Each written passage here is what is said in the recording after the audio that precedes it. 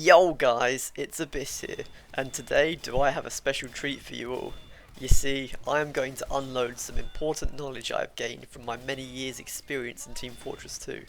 We are going to be covering some fundamental concepts pertaining to Team Fortress 2, but with a specific focus on scout and deathmatch skill. By the end of this video, you should be able to apply the concepts discussed directly to your own game.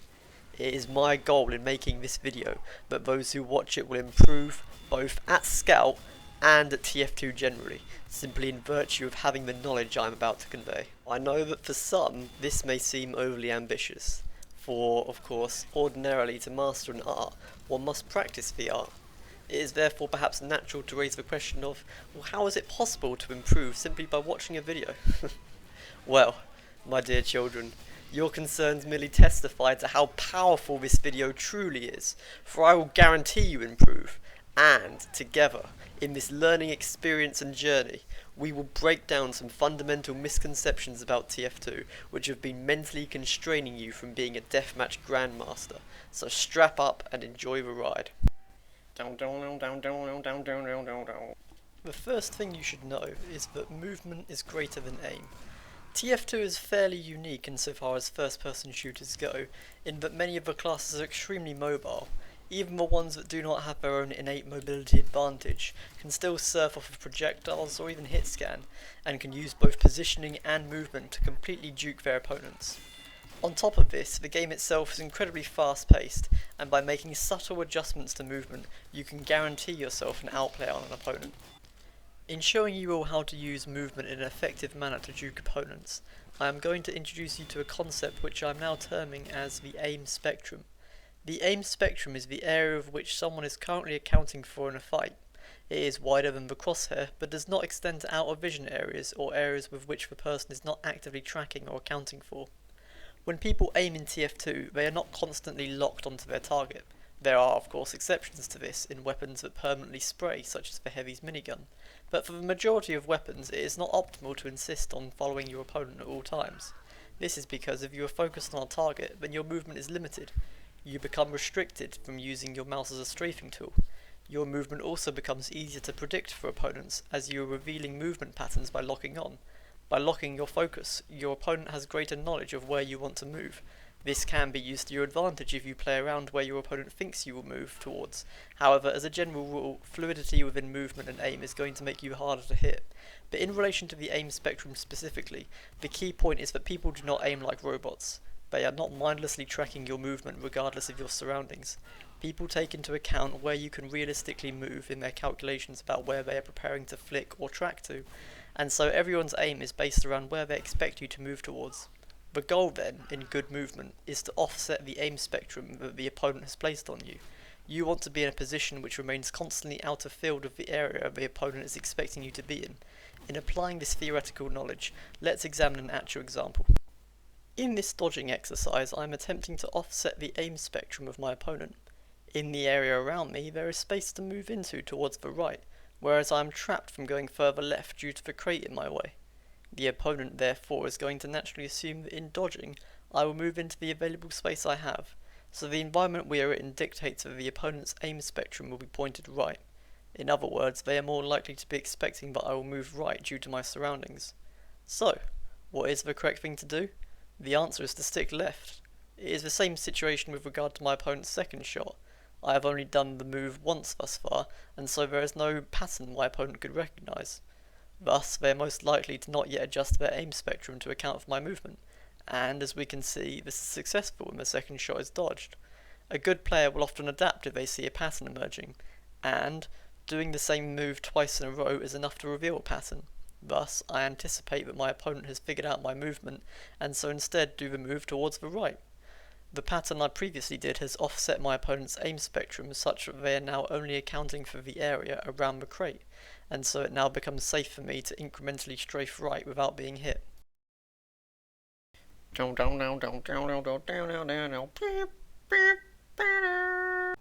As has been previously stated, people are not robots. They do not aim like an aimbot would. They are factoring into account surroundings and likely movement patterns. In a sense, your movement mixed in with theirs is what is giving them a read on where to aim. Aiming is not merely mechanical skill of the mouse. it is instead movement-based prediction. In dodging, you predict the areas your opponent is targeting, and in doing so you can offset their aim spectrum and move into areas they are unlikely to focus. So, how do you actually aim? Well, it's the same as dodging but the inverse. Instead of recognising patterns where your opponent is shooting, you recognise patterns where they are moving in relation to you. You need to understand what environmental factors your opponent is considering whilst they are attempting to dodge and better their position. If you can successfully make the read on where your opponent is heading, then you will be more prepared to flick or track onto where your opponent is. In a sense, you are not actually attempting to follow and hit your opponent, but more so to shoot in the space you know they're going to be. Flicking your mouse onto a specific location is always going to be more reliable than flicking onto a moving target, especially when you have no read of where the moving target is heading. Remember, you are not an aimbot. It is not optimal for you to act like an aimbot. Tunnel visioning makes you predictable and restricts your movement fluidity. You don't just want to focus on mechanical tracking. Instead, you move in conjunction with your aim, and you aim in conjunction with your movement, all while utilising your environment to optimise your predictive ability. Hey, is somebody keeping track of my heads batted in? If we remove the extreme example of being miles away from your opponent, it will be generally true that the closer you are to an opponent, the harder it will be to track where they are going. This is for two key reasons. The first is that the closer you are, the more your field of view is reduced. With a reduced field of view, you have less access to view the opponent's position in a wider sense where you can gain more predictive knowledge. The second reason being that in close range, adjustments to movement are going to have a bigger impact on how much distance is being covered on your screen. This ultimately means that you have to move your mouse further to hit a target. The more you have to move your mouse, the more inconsistent your aim is going to be, as you have greater control over shorter range movements.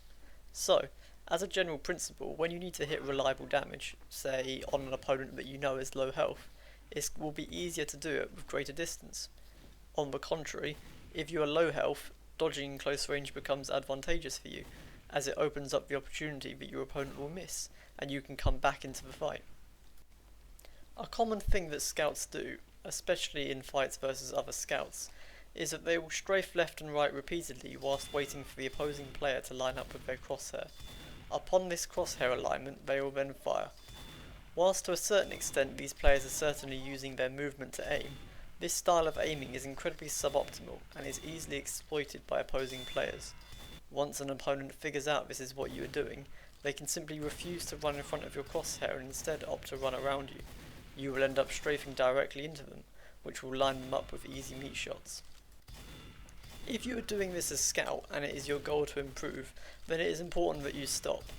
Continue to utilise movement to assist your aim, but instead try actively moving into positions where you will have better prediction on your opponent, and also try using your mouse to aim more.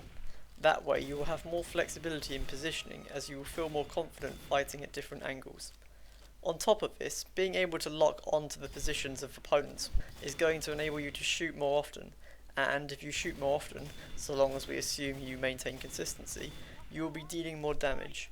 If you make the transfer over in style and aren't as confident, then follow the advice we have previously covered on making use of your environment to make prediction, and if you are still struggling, then practice flicking onto targets at a short range.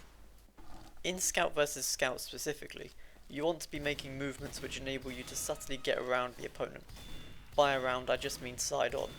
The reason as to why this is so important is that the opponent's side strafing will line up more with your crosshair. You will end up not having to flick as much in order to hit shots, for the opponent's range of movement will be shorter relative to the amount of area you have to cover with aiming.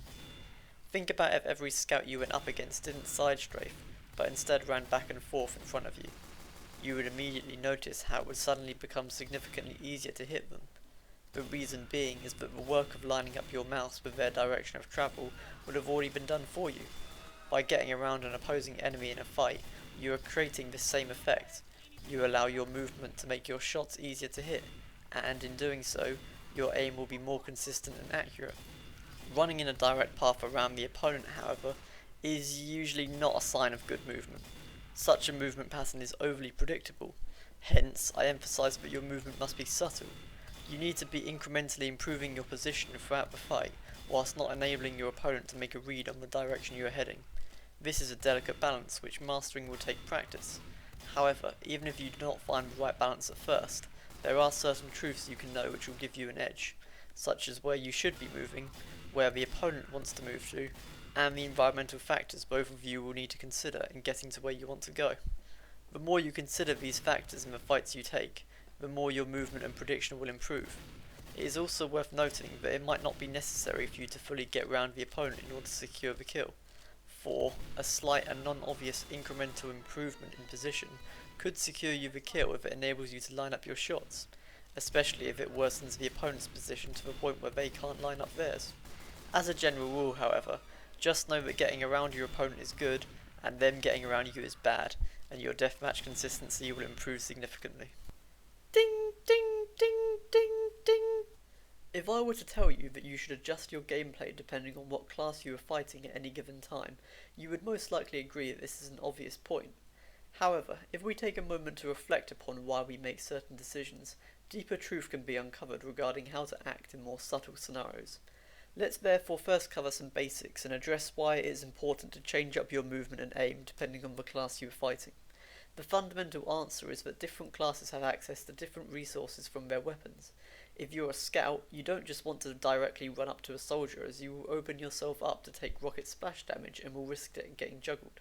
However, if you are playing scout against a demo, then by closing the distance you are denying the demo's ideal range for hitting pipes and stickies.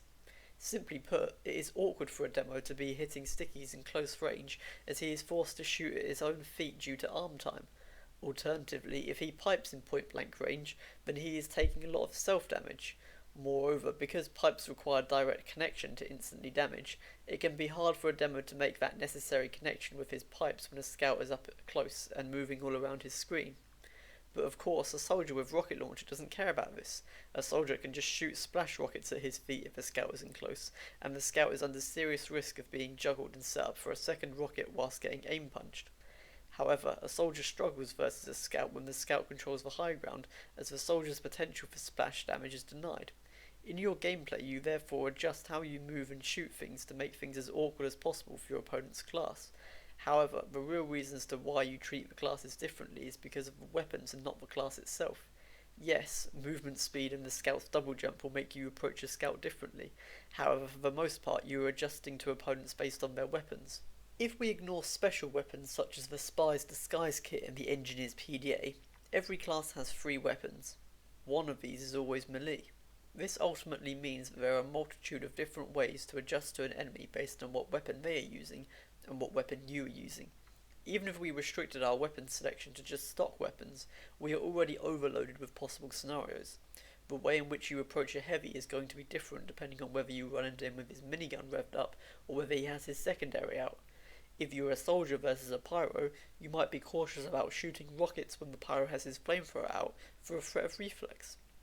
However, if that pyro switched to his secondary, then you might be more inclined to spam rockets.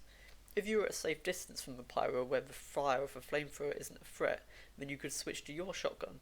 The pyro is then likely to react and realise that having the flamethrower equipped when they are out of fire range and there's no need to reflect is essentially pointless for them, and so then the pyro will switch to their secondary. This is just one example of how you can influence how your opponents will react to you in fights. As a soldier, you could intentionally switch to shotgun for the purposes of making the enemy pyro switch, only so you can immediately switch back to your rocket launcher and barrage rockets at them. Just like how it's best for you to react to your opponents in fights and what weapon they are using, they will be reacting to you. You can intentionally use this to your advantage to secure outplays by making reads on your opponent and baiting them to make certain plays only for you to counter. Playing at a high level is therefore ultimately about being to make reads and adjusting to your opponent. If you can make the read and adjust successfully, you get the outplay and you win. And you can make adjustments based on incredibly subtle details about the way your opponent is behaving. In my examples so far, I have mainly focused on just adjusting to your opponent based on the weapon selection. In this regard, we've already seen that there are a plethora of matchups in which you can adjust around. However, this is only just scratching the surface of adjustments you can make to your gameplay to secure outplays. Let's therefore look at some practical examples to highlight the possibilities and further illustrate the point. Here's a clip of me playing as Scout in a Sixes game on Gullywash. The main thing that we're going to be focusing on here is the duel with the enemy Scout. The reason being is that this is an example of how movement wins the fight and not aim. So let's break down what actually happens here. The enemy scout has just lost the majority of the members of his team, and he's on the run. And there's actually a sufficient gap between me and him such that if he were to just run, he's quite likely to live. However, instead he waits and he gets the jump on me around the corner. So immediately as the fight starts, he is going to have an easier time lining up shots on me as I have come into his field of view in a manner which he expected me to. I have essentially lined myself up for where he is going to be aiming, whereas because I was not necessarily expecting him to be around the corner, I am going to have a slight mental lag in recognising where he will be moving compared to him recognising where I'm going to be moving, given that I'm having to adjust to him, right? He doesn't have to adjust to me. Now, if you're one step behind your opponent in the prediction game, that's essentially a death sentence, right? Because you're going to continue to play to their tune in getting shots lined up on you, whilst always ending up shooting where your opponent was and not where they are. So this situation right here is one where I'm in a serious risk of being outplayed by movement if I take the fight. I'm starting from a position of being one step behind in pattern recognition. My opponent has got the jump on me, and because of that, this is not an ideal fight for me to take. However, I'm ultimately stuck in the fight at this point, because immediately attempting to run would be so obvious, and it's the exact thing my opponent would be mentally preparing themselves for. Because when you get the jump on someone, the first thing that you're preparing for is for them to react and them to try and escape. The opponent's aim spectrum is therefore going to be accounting for this, and so I'm heavily likely to get ran down if I try to back out. I'd just be playing directly into what he expects, and then I'm still one step behind, exactly where I don't want to be. So now I have to commit to this fight, but at the same time it's not really positionally advantageous for me to take the fight. So what do? If I just take the fight normally, then I'm unfavoured because my opponent has got the jump on me. So I have to adjust the dynamics here. I have to improve my position and flip our respective cognitive pattern recognitions such that I become one step ahead of my opponent as opposed to him being one step ahead of me. There are different ways I can do this, but ultimately the common theme is going to be that either I put myself in a position where the opponent doesn't predict, so that I become one step ahead in the prediction game, or I get my opponent to move themselves into a position that I have predicted. It has to be one or the other. Either I improve my position such that I have a read on my opponent, or I get my opponent to lose their read on me. And ultimately I want to seek both, so that I hit my shots and my opponent misses theirs, because this is going to give me the highest percentage chance of victory. What I go with in this specific situation is to switch to my pistol for the purposes of adjusting the way my opponent is moving. This situation would ordinarily be quite a bad spot to be pistoling instead of using the scattergun, as I am in reasonably close proximity to the opposing scout. The scattergun is just more likely to do higher damage at this range, and given that my opponent likely has a lot of health left due to the fact they felt confident enough to re-enter the fight, it ordinarily wouldn't make sense to equip the pistol. It's not like I'm just trying to land a final hit. Moreover, I'm not moving in a way which would capitalise on the pistol. I'm not creating distance. So why do it? It's because I've now made the opposing scout believe that this is the perfect opportunity for him to close the distance more on me and get a meat shot on me. But of course, that's my plan. The whole point of equipping the pistol is to make the opposing scout's movement more predictable, as I have now made him come in a direct line towards me. And in the moment, he is under the impression that it's safe for him to move forward, given that he would likely predict me to back off, as it would be advantageous for the pistol user ordinarily to create distance. So when I don't back off, and instead switch back to the scattergun and meat shot him, he realises that I have caught him out, and now the threat of me pressuring forward makes him completely give up his side to me. In that moment where he reacts to the fact that I have offset his pattern recognition by going deeper into the choke, he expects me to go further in because he realises that that is what caught him out and enabled me to land the first meat shot. But look how far he has now turned in trying to defend from me moving forward, simply because he recognises the threat. I'm now at his side. His strafing is lining up with my aim, and not only that, but I'm one step ahead in the prediction game.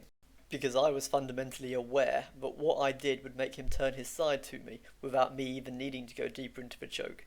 So instead, I just stay in the general proximity of where I was, reload the killing shot whilst jumping into a position where his movement will once again line up directly with my aim and finish him off. Note that this fight was entirely determined by my weapon fake and the movement that occurred as a consequence. To a large extent, aiming doesn't matter. Sure, there was an element of mechanical skill in aiming and executing the shots, but the real reason as to why I secured the kill was because I made a play which gave me a timing read on my opponent. Once you have the timing and moving advantage in a fight, the result simply runs its course. Remember, If you win the movement battle, you win the fight. If you decide to just sit and side strafe, you're going to be linear and get outplayed. Be dynamic. Think about your options. You can win fights you would have otherwise lost through mechanics simply by adjusting the way you move. If you play smart and secure outplays upon recognizing your opponent's timing and movement pattern, whilst preventing them from recognizing yours, of course, then you just win. Because fundamentally, and as I have explained before in this video, aiming is all about pattern recognition. People aren't just independently tracking you whilst taking nothing else into consideration. You can be better at TF2 than someone else simply by moving better than them, even if they are better at pure mechanical mouse usage than you are. And yes, obviously movement is also a part of your mechanics. However, you can immediately have better movement simply by virtue of making better decisions. And if it's true that you win movement then you win the game, then you can essentially rationalize yourself to be better at the game.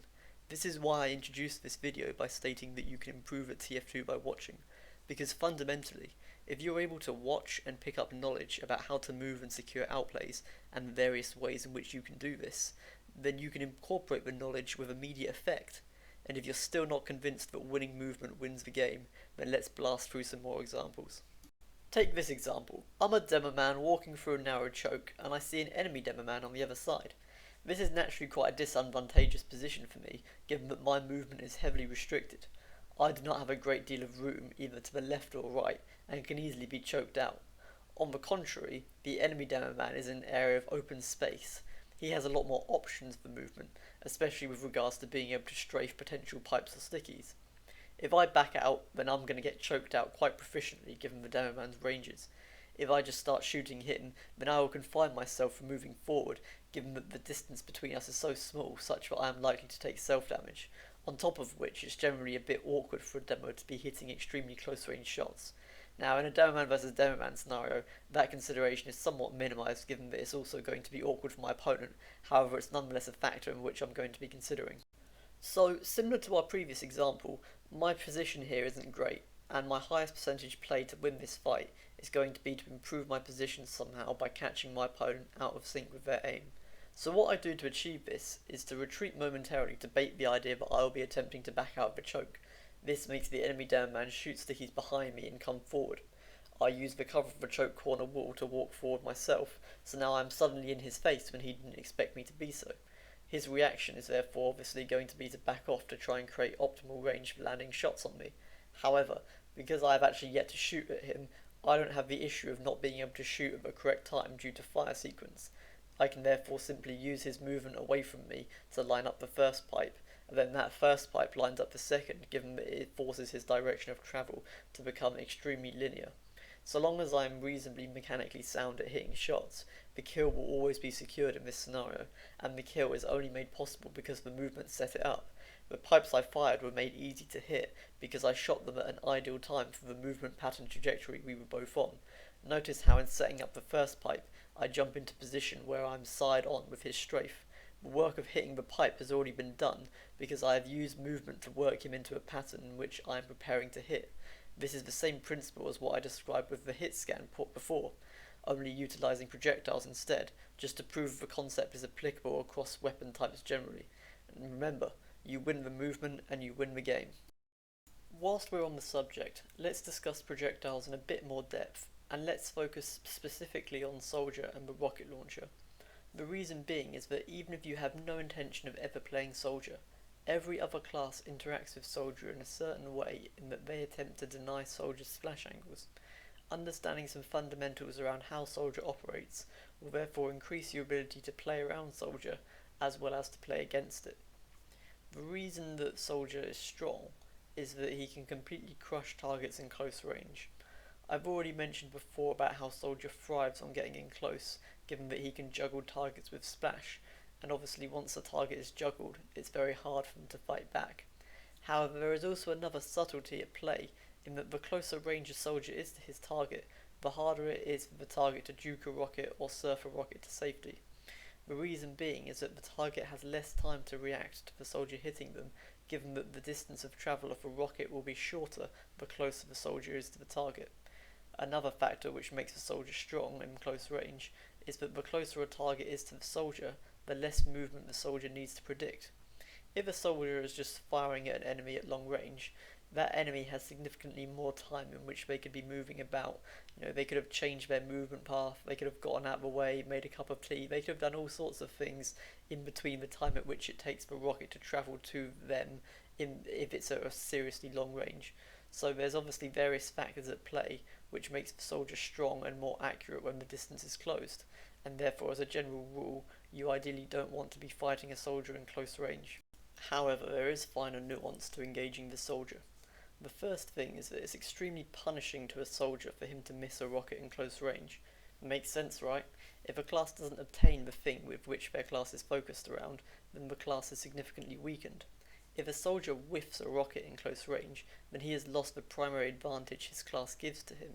A missed rocket potentially means that the opponent is able to create enough distance wherein the second rocket won't force him to be trapped or juggled.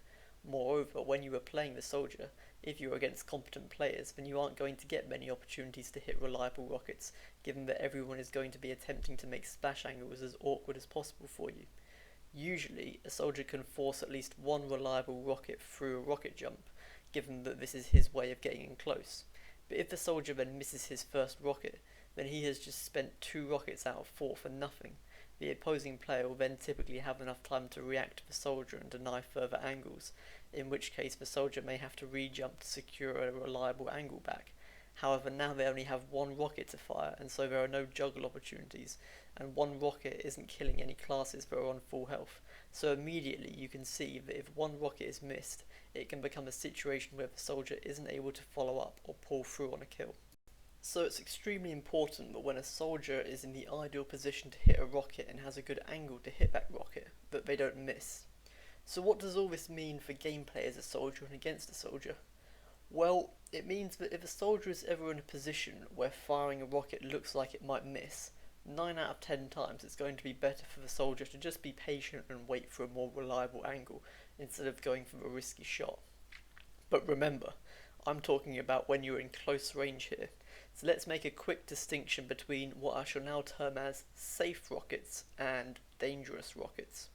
Safe rockets are rockets that the soldier can fire when he isn't going to be punished if he misses, and there's very little risk to him firing the rocket. An example of a safe rocket would be a soldier spamming a target from a distance when the target is in no position to pose a threat to him, and when there's no one else around who could punish the soldier. There's no consequence for the soldier for missing a spam rocket in this scenario. He can just spam away and get free damage, and if the spam happens to go off, then all the merrier to him. On the other hand, a dangerous rocket would be a rocket wherein there is a consequence to the soldier for missing the rocket, either in his ability to secure a kill or on a threat to his life. Let's imagine that you miss a rocket on a scout in close range. A scout is very similar to the soldier in that they are both close range threats, and the fact that the soldier now has a delay in the firing of his next rocket means that he would be vulnerable to the scout. Because there is a consequence to missing these sorts of rockets, ideally a soldier doesn't ever want to shoot a dangerous rocket wherein it would be unreliable to do so. That means if you're a soldier, you don't take risks in close range. Let me show you what I mean. In this clip I start by firing an uphill rocket at a medic. There's a significant distance between me and him wherein I can't guarantee that my rocket will hit, especially given that I'm on the low ground. So realistically, when I fire an uphill in this position, I don't care too much whether the rocket actually connects or not. If it hits, it hits. If it doesn't, it doesn't. It isn't imperative that I need to hold the rocket right this second for some other purpose, and it isn't immediately necessary I don't fire in order to address some other threat. So any uphill I fire at this range is just going to be a safe rocket. It's fine for me to be firing a rocket in this position because it's safe for me to do so. But now the medic is aggressing me. He is walking forward into me from the high ground. It's quite likely that in this situation he is intending to melee me, and he feels it's safe to walk forward in this position because he has the high ground. He is thinking that he can't be hit, right? And in fact, the fact that I have already shot uphill makes him believe that I will continue to do so. Notice his movement on the stairs. He goes slightly up before attempting to drop down on me. Why does he do this? The reason is that he's waiting for me to fire another rocket so that he can time his jump in the time window when I won't be able to fire immediately. He is trying to take heed of my firing pattern and secure an outplay which would lead to him gaining a melee kill on me. However, I understand the importance of not missing dangerous rockets, so instead of just mindlessly continuing to fire uphill, I hold fire and wait for the medic to fall enough distance to where I can reliably hit him with a rocket. What I do here is ultimately quite simple. I have just taken a piece out of the pattern which the medic was planning on accounting for. This results in him falling straight into me whilst I am able to fire directly at him, and because he is so close to me as he is falling, it's reasonably safe for me to rocket him. All I've done is just stop firing, and that becomes enough to have the medic misjudge the scenario and play himself into a position where he is engaging me directly where I'm strongest. He is now coming into me in close range where I'm strongest, and he's nonetheless set himself up to be hit by a reliable rocket, all because he assumed it would be safe as he was expecting me to fire another uphill rocket. So what's the moral of the story here? Well, there are a few. The first is that you can use rocket timings to your advantage, both as the soldier and as against the soldier. If I was just a mindless rocket spammer and had fired when the medic wanted me to, then this example could have been about the medic's brilliant outplay in baiting out a rocket to ensure it was safe to melee. Therefore, you can obviously use an enemy soldier's rocket timings to your advantage. However, do this with great caution, because if your opponent recognises that you are moving off of their rocket timings, then you will just end up getting meta predicted. Therefore, only do these sorts of plays when it is actually safe to do so. Generally speaking, I wouldn't recommend you run up to a soldier as medic with your melee out, but if we put that aside, just like how the soldier has to be careful not to miss rockets which would lead him to being punished, you don't want to be putting yourself into a situation with soldiers where his rockets are going to punish you. Play smart. Don't take a risk to get an outplay when you can achieve the very same outplay without taking a risk. Let's analyse an example to break down soldiers' ranges in greater depth. In this clip I jump a soldier on Spire and hit my first rocket reasonably cleanly for high damage. However, the enemy soldier surfs the rocket and I unfortunately miss the aerial to follow up. Subsequently, in trying to surf the enemy's rockets to minimise damage, I end up being pushed off of Spire. I land in a spot in Valley which is particularly hard to re-jump Spire from, given that it is the lowest part of the area. To re-jump Spire instantly from this position, I would have to jump overly vertically, and this wouldn't be a particularly strong angle to bomb in from. The best I can reasonably do is therefore just to reset and move into a better position to jump from. Consequently, I move over to Greybridge and notice that my opponent has jumped the fence. Even though I am now in a better position to jump, the positional advantage the opposing soldier has on me is quite significant given the height differential between my position and theirs. The reason being is that the height differential between myself and the enemy soldier is so significant such that any rocket they choose to fire on me is going to be completely safe. Even if I were to jump Spire over a spam rocket that the enemy soldier fired downwards at me, there would still be enough time for the opposing soldier to be able to fire again before I reach Spire. So the enemy soldier will always have that dangerous rocket ready. They will always be able to fire in a position where it is essential for them to be able to fire. This wouldn't be true if we were playing on another map with a shorter height advantage such as Gully Wash Middle, given that on Gully Wash, if you're on the low ground and you see your opponent spamming, you have enough time to jump over a rocket and then your opponent would not be able to fire a rocket when it is necessary for them to do so in order to deny your jump. The wider point here is that rocket timings of when it is safe to fire rockets is going to depend on the position of the soldier relative to their target, as well as whether that target has an immediate way to close the distance. If you are therefore playing against a soldier and they're spamming you whilst you have a way to close the distance, there are obviously going to be punish opportunities you can utilise. As I have explained, we do not have this luxury in the example due to how long it takes us to jump from Greybridge all the way to Spire, especially given how disadvantageous it is to be overlooked at such a downward angle whilst jumping. My only real chance of coming back into the fight is therefore to commit to a jump on the back of a prediction of my opponent's firing pattern. I therefore take a spam hit and make the read that my opponent will fire another spam rocket as opposed to holding fire or going for a pre-fire. The prediction is correct, and so I am able to make my rocket jump before my opponent shoots, thereby messing up his firing pattern so that he will not be able to rocket me upon my ascent to Spire. This gives me enough time to fire 2 connecting rockets whilst the splash angle is open to me. The moral of the story is twofold. Firstly, that sometimes you will be forced to commit to a risky play. You have to recognise when the situation calls for it. If you do have to take a risk, At least try to get a read on your opponent's shooting or movement timing so that you can maximise your chances of success. Secondly, if you take heed of your opponent's firing timings and ideal ranges, then you can use this to your advantage in considering your best options with regards to your movement. To conclude our discussions on Soldier, I'll cover angle denial in a bit more depth. I've previously stressed the importance for a soldier of being able to hit rockets, and it consequently being extremely punishing for a soldier to miss rockets. As Soldier relies primarily on splash, the main way in which you can avoid taking damage from an opposing soldier is going to be through denying splash angles and putting yourself in positions which are awkward to hit. The way in which you want to move whilst fighting a soldier will depend on whether you are a soldier yourself, given that if you are a soldier, then you to a certain extent will want splash angles open on your opponent. For instance, you could intentionally open yourself to be hit by splash if you have a better trade-off in position through your own splash angles. However, as a general rule, of course, you want to be making hitting splash as awkward as possible for your opponent. Your main tool in this regard is going to be objects which you can use for cover or to gain height from. In this clip, I have been spamming down at the opposing team when I am jumped by an enemy soldier.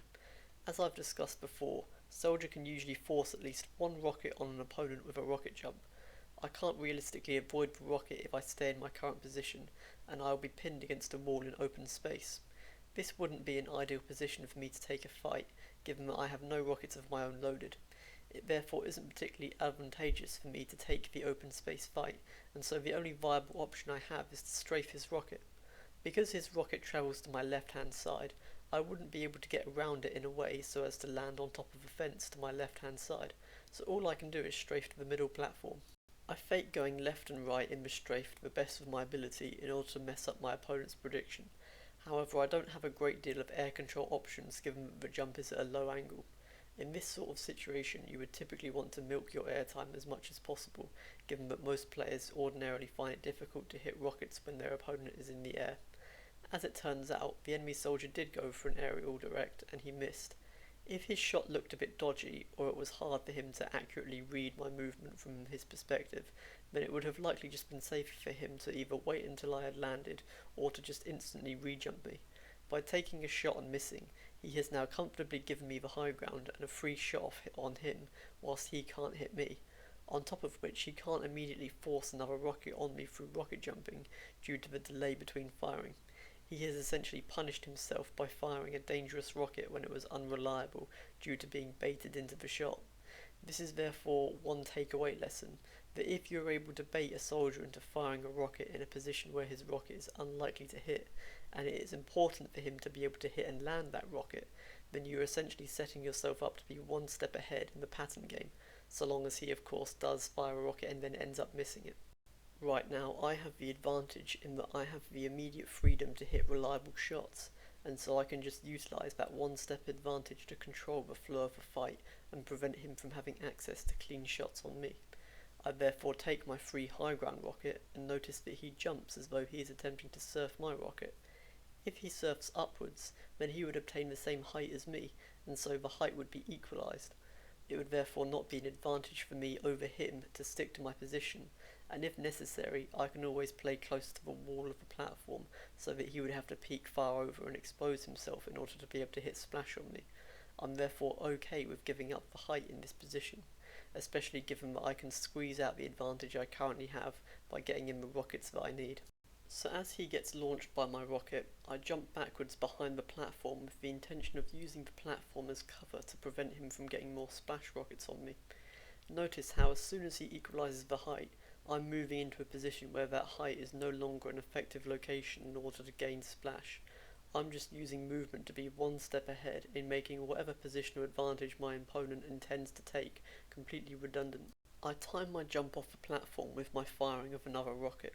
I shoot my rocket whilst I'm still quite high up, so that I fire it whilst being close to the enemy soldier. This is to reduce its airtime travel distance in order to best increase its chance of connecting with the enemy soldier. I also want to get off the high ground as quickly as possible in order to avoid the enemy soldier from using his newly found splash angle against me. Notice how I am moving away from him and letting him do the chasing. I'm making him chase to try and get hits on me. I'm creating further distance his rockets would have to travel in order to catch up to me, and I'm forcing him to make my rockets easier by drawing him into me. I'm using movement to make my rockets easier to hit. It is therefore no surprise when I slip my second rocket through.